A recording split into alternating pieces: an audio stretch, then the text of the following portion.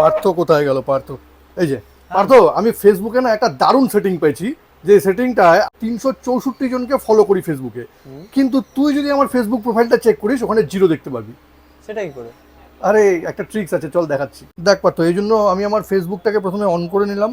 On করে নিয়ে এবার তুই যদি ভিউ এজে যাস বা এখানে যদি আমি যাই, তোরা কিন্তু দেখ এখানে 373 জন আছে। এবার তুই একটু ভিউ এজে, আমি যদি ভিউ এজে যাই, ভিউ এজে গেলে কিন্তু এখানে যে আমার প্রোফাইলটা চেক করে সে কিন্তু জিরো দেখতে পায়। এবার একটা ছোট্ট সেটিংস আছে, তোকে আমি দেখাচ্ছি। এই সেটিংসটা করে রাখলে কিন্তু এরকমই দেখাবে। প্রথমে তুই প্রোফাইলে আমি ক্লিক করে নিলাম। প্রোফাইলে ক্লিক করে নেওয়ার পর একটু স্ক্রল করলাম। স্ক্রল করলেই কিন্তু এখানে দেখ সেটিংস বলে একটা অপশন আছে, এখানে ক্লিক করে নিলাম। ক্লিক করে নেওয়ার পর এখানে আবার সেটিংস বলে একটা অপশন আছে, এখানে ক্লিক করলাম।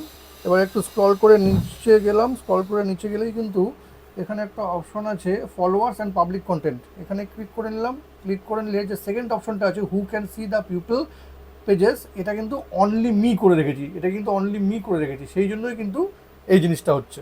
এটা দারুণ বল। আমি তোকে দারুণই বলি।